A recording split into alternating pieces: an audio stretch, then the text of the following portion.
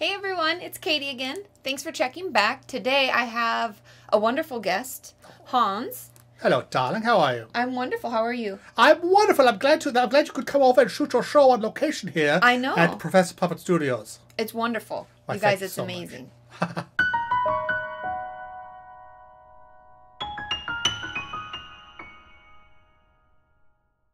My channel, obviously, you know, is focused on mental health.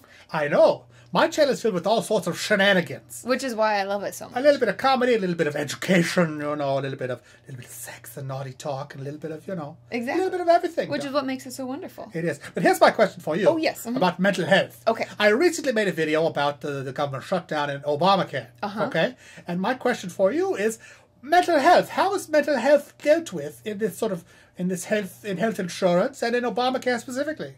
Well, as far as I know, and things are always changing. That's the tricky thing. People don't really know what's going to end up, but I can tell you what's happening now. Okay. So with Obamacare, a lot of mental health professionals are not going to be covered. Oh, no. And we already have trouble as therapists getting coverage. I see. Psychiatrists, on the other hand, who are physicians who prescribe medication. I see. Mental health medication, they will be covered, but we're going to end up having to take a lower rate. I see. It's not different insurance that people can get now. It's just there's more insurance sort of spread around so more people can become insured, right? Exactly.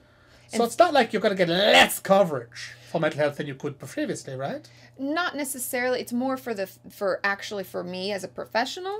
We'll feel it. I see. You may not, because it'll just mean that you all have it and you have access to it. But the people, some physicians will opt out and they will take cash only. Okay. As a way to you know what? help. I think I know what you're talking about there. Part of the reason that insurance works is it's a big pool, okay? And everyone pays to the pool to cover everyone else because not everyone gets sick at the same time. Exactly. Right? And so it's like how all insurance works. You pay your money into a big pool, and then if something goes wrong, like you need an operation or you need whatever, then, you tap into that pool to pay for it. Yes. Now, because the bigger your pool, the more bargaining power you have with the vendors. Exactly. So a giant thing like Blue Cross or a super giant thing like, the country of England, okay, can negotiate the prices down with the vendors. So what you're saying is, if you're accessing mental health care through a health plan, they have pre-negotiated the rates down a little bit from what you would receive as a practitioner if they were just paying in cash. Exactly. Now, not all health plans automatically cover mental health issues, right? No, not all. It's something, as far as I know now, it's something you can either kind of opt into or opt out of. And it would be, when you're paying into that pool, you would pay a little bit more to get mental health coverage. I see. So I know that a lot of them are integrating like Blue Cross and a lot of the major plans, even Medicare still at this point, includes it, but it's a very minimal amount of coverage. Okay. Like, they give you a maximum amount of sessions each year, which can be as little as like 15 sessions. That doesn't sound like very many. No. And so that's kind of that's what I'm hoping will change as time goes on, and we'll try to advocate to get more coverage. Okay. And to keep the therapists and the physicians working on mental health be able to make a living so that we have more people who want to do it. Indeed. You mentioned something earlier about a psychiatrist versus a psychologist. Yes. Now, as I understand it, the chief difference is that a psychiatrist has medical school degree, right? And they can prescribe drugs. Yes. I see. And there's a lot of new drugs, a lot kind of more modern pharmaceuticals to deal with mental health than there ever were before, yeah? Yes, there are. Although research recently has slowed due to all the changes and everything that's going on. And there's not as much money to be made in pharmaceuticals. I see. But yeah, that's the main difference between a psychologist and a psychiatrist. A psychiatrist went to medical school and a psychologist didn't. Okay. But they're still a doctor, but they have their PhD, not their MD. Now, are there cases where, as a psychologist, you get somebody to tell you their troubles, and you go, you know what? You need drugs. You need to go see the psychiatrist. So that's not like you're going to have to choose one or the other. These two kind of fields can work in Congress together, yeah? Yes, and they're supposed to. I get frustrated with a lot of people. I don't actually refer my clients to people who won't work in conjunction. I see. Because I want to know what medication they're on, so if their symptom may be a side effect versus another symptom of a different disorder. Your thing, your therapy and psychology, that is still a science. Yes. That is still dealing with reality and how people's brains actually work. This is not like astrology or something. This is not like numerology or like tarot cards or something. No. It's shocking to me. We're changing the subject a little bit, if you don't mind. Not at all. I'm very shocked, and maybe you can help me understand why this is. In Los Angeles here, there's a lot of people I've met, mostly women, honestly, who believe in everything except science. Yes. They believe in astrology and numerology and magic water and homeopathy and all this stuff, which is all pretty much baloney. Yeah.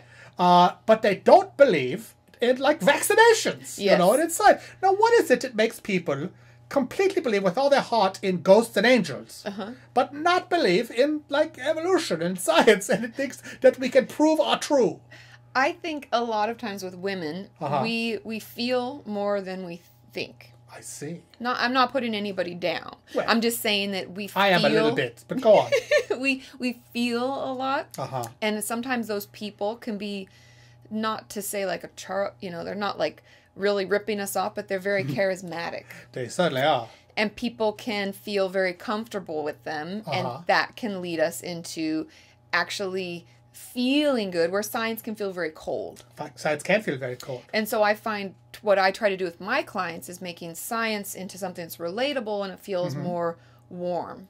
And, that's true. You know, ways you can get on board with it. Like, well, that makes sense, because logically it does. You know, the other thing, I think, is that people like magic. Like to say, well, how can I solve my problems? Well, I could work on them. And that's I could work on them for a long time. Exactly. Or I could go see this magic person who can look into my future and just tell me something. Yeah, it's the instant gratification. Instant gratification. And people are so impatient these days because we have things like YouTube and everything is fast and at our fingertips. Quick answers. Exactly. And we don't have to actually look for it or do any hard personal work on it. That's true. And something that is complete baloney carries the exact weight and takes up the exact same amount of space as something else that's an absolute fact. Yes. On the internet, which is why you got to really consider your sources. Yes, and there's actually a great book out there called Lies and Statistics. Lies and Statistics. And it talks about just that. When you actually get these facts, who wrote them, who funded it, it's important things you should look into. So true. Because if I'm reading about a medication and I'm thinking, wow, this is great, I'm so glad this is coming out, but it's actually funded by the people making it, then you might think twice.